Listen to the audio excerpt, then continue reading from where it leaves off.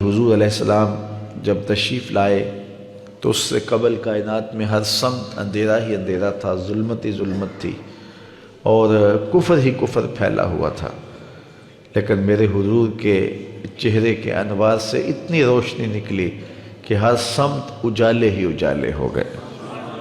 شیخ Saadi کی ربائی ہے نا، بالغ العلا بکمالہ ہی، تو اس میں دوسرا مصرع ہے کشف الدجا بجمالہ، تو اس کا مطلب یہ ہے کہ حضور کے چہرے کی چمک سے ساری ظلمتیں مٹ گئی۔ آفتاب زندگی کی ایک شعاع اولی، نور سے تیرے فلک روشن درخشاں ہے زمیں، تیری ہستی روشنی کا ایک حسین مینار ہے، ہر کرن جس کی نشان منزل دنیا و دین، تیری نظروں نے تراشے ظلمتوں سے آفتاب، پاؤں تیرے چوم کر ذرے بنے ماہ مبین، اے غریبوں کے سہارے، اے یتیموں کی مراد، محسن انسانیت تجھ سا کوئی نہیں۔ تو گویا حضور علیہ السلام کا جمال، حضور کا حسن کائنات کو روشنیاں دیتا ہے، اجالے بانٹتا ہے، نور بکھیرتا ہے۔ کائنات کے سارے اندھیرے ان کے جمال کی چمک سے ختم ہو گئے اور ہر سمت اجالا ہی اجالا ہو گیا۔ ناگہاں ساکن ہواؤں پر روانی آ گئی اور چمن کے پتے پتے پر جوانی آ گئی۔ آج زانوئے ازل نے صبح پہ انگڑائی لی اور مسکرا کر ایک کرن نے ہاتھ میں شہنائی لی۔ مخزن اسرار قدرت کے امی پیدا ہوئے، غل ہوا دنیا میں ختم المرسلین پیدا ہوئے۔ سیدہ آمنہ سلام اللہ علیہا فرماتی ہیں جب حضور کی ولادت کے لمحے قریب آئے تو ستارے میرے آنگن کے اتنے قریب آ گئے کہ مجھے لگتا تھا میرے ویڑے میں گر پڑیں گے۔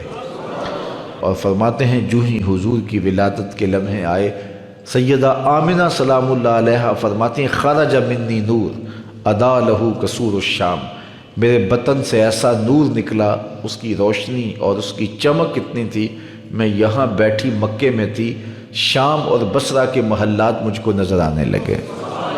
یہ سیدہ آمنہ کا قول ہے سلام اللہ علیہا کا، اس کا کوئی بھی انکار نہیں کرتا، تمام مکاتب فکر کے لوگ اس کو مانتے ہیں، تسلیم کرتے ہیں۔ اور پھر اجالے ہی اجالے پھیل گئے، نور ہی نور پھیل گیا۔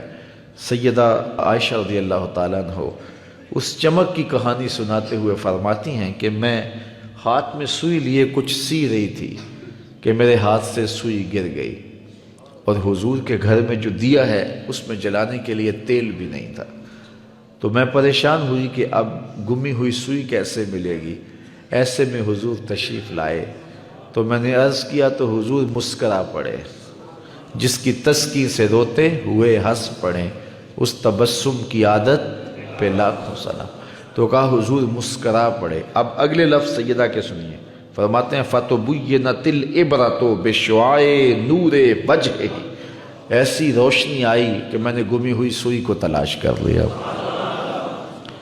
حضرت قاضی ثناء اللہ پانی پتی علیہ الرحمہ نے تفسیر مظہری کے اندر لکھا ہے کہ باقاعدہ عورتیں حلیمہ سعدیہ کے گھر آئیں اور کہا حلیمہ تو اتنی امیر ہو گئی ہے کہ رات کو بھی چراغ نہیں بجھاتی، بڑے بڑے امیر چراغ بجھا کے سو جاتے ہیں لیکن تیرے گھر میں رات کو بھی چراغ جلتا ہے، تو بڑی غریب تھی اور تیری تو قسم پرسی ضرب المثل تھی، لیکن اب تو اتنی امیر ہو گئی ہے کہ رات کو چراغ بجھا کے نہیں سوتی۔ تو حضرت حلیمہ سعدیہ نے فرمایا آؤ تمہیں بتاؤں میرے گھر میں کون سا چراغ ہے۔ تو باقاعدہ ان عورتوں کو اپنے گھر لے کے گئیں۔ حضور علیہ السلام پالنے میں تھے، پنگھوڑے میں تھے، تو حضور کی طرف اشارہ کر کے حضرت حلیمہ سعدیہ نے کہا ما کننا نحتاج الی السراج من یوم اخذناہ، جب سے یہ پیارا ہمارے گھر میں آیا ہم نے تو سارے دیے توڑ دیے ہیں، دیے کی ضرورت نہ مشعل کی حاجت، عجب روشنی تو نے پائی حلیمہ، بڑی تو نے توقیر پائی حلیمہ، بنی تو محمد کی دائی حلیمہ۔ کہتے ہیں حضرت حلیمہ سعدیہ کو دوسرے کمرے میں روشنی کی ضرورت ہوتی، حضور کو اٹھا کے وہاں لے جاتی، اور پھر انہیں جب بھوک تنگ کرتی حضور کے چہرے کو دیکھ لیتی، بھوک بھی مٹ جاتی، پیاس بھی مٹ جاتی، اندھیروں میں چراغاں بھی ہوتا، وہ سارا دن تو صحراؤں میں گھوم لیتی تھی، اسے جب بھوک لگتی تھی لبوں کو چوم لیتی تھی۔ اسلام امن کا داعی ہے اور امن کے فروغ کے لیے کوشاں ہے۔ اسلام کا مادہ ہی سلامتی سے ہے، اس لیے سلامتی کے لیے، امن عالم کے لیے انسانوں کو باہم محبت، الفت، رافت کا سبق پڑھانے کے لیے جتنی کوششیں اسلام اور اسلام کے ماننے والوں نے کی ہیں، اس کی مثال دنیا کے کسی اور مذہب میں آپ کو نہیں ملے گی۔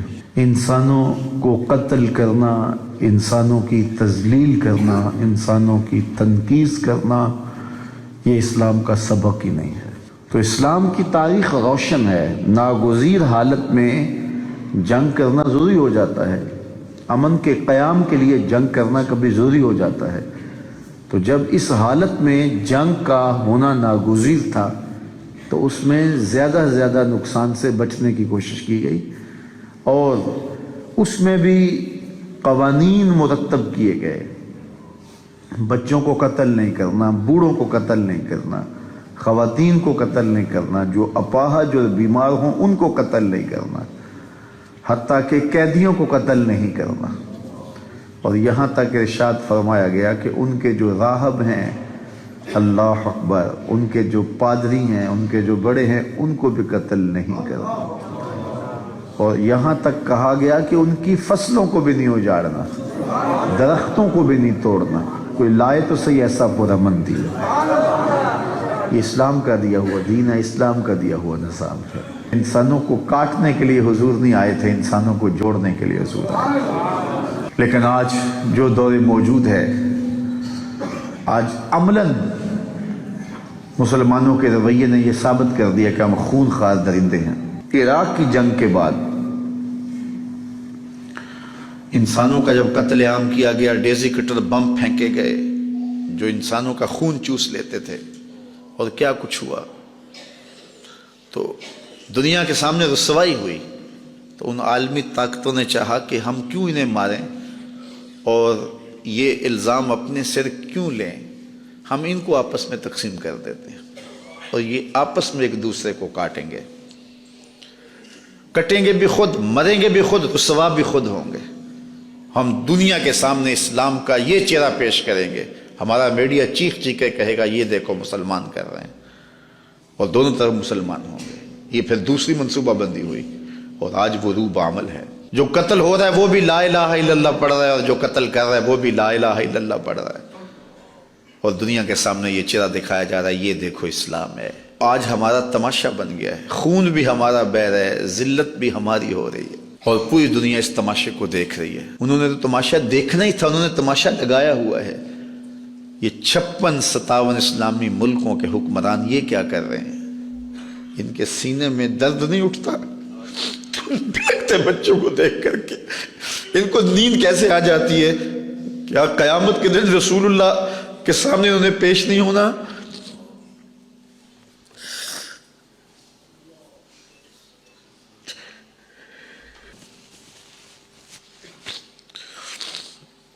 گلا وفائے جفا نما جو حرم کو اہل حرم سے ہے، کسی بت کدے میں بیاں کروں تو صنم بھی کہہ دیں ہری ہری۔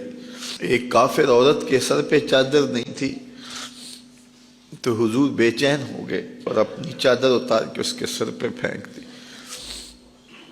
آج گنبد خضرا میں حضور کتنے بے چین ہوں گے کہ اپنی امت کی بیٹیوں کے سروں پہ چادریں نہیں ہیں، ان کے پاؤں تلے سے زمین کھینچ لی گئی اور سروں سے چادریں اتار دی۔ اس وقت 97 لاکھ لوگ، یہ اقوام متحدہ کی رپورٹ ہے، 97 لاکھ لوگ اس اذیت میں پھنسے ہوئے ہیں، اور اگر بر وقت ان کی مدد نہ کی گئی تو بہت بڑے نقصان کا اندیشہ ہے۔ لاکھوں لوگ تو کاٹ دیے گئے، کتنے لوگ بے گھر ہو گئے۔ اب یہ اصلی فوج ان پر حملہ کر رہی ہے۔ پہلے جو داعش نے کرتوتیں کی، اس دوسرے گروپ نے بدقسمتی سے ایک اسلامی ملک ان کی سرپرستی کر رہا ہے اور ایک اسلامی ملک دوسروں کی سرپرستی کرتا ہے۔ تو آج پوری دنیا کے اوپر رسوائیوں کی دردناک داستان ہے، ہم تماشا بنے ہوئے ہیں۔ پوری زمین جنازہ بنی ہوئی. حلب میں لوگ گھروں میں دفن کر رہے ہیں اپنے بچوں کو. مجھے فلوجہ کی وہ رات بھی کبھی نہیں بھولی جب قبرستانوں میں جگہ کم پڑ گئی تھی، لوگوں نے گھروں میں صحن کے اندر قبریں کھود کے اپنے پیاروں کو دفن کیا.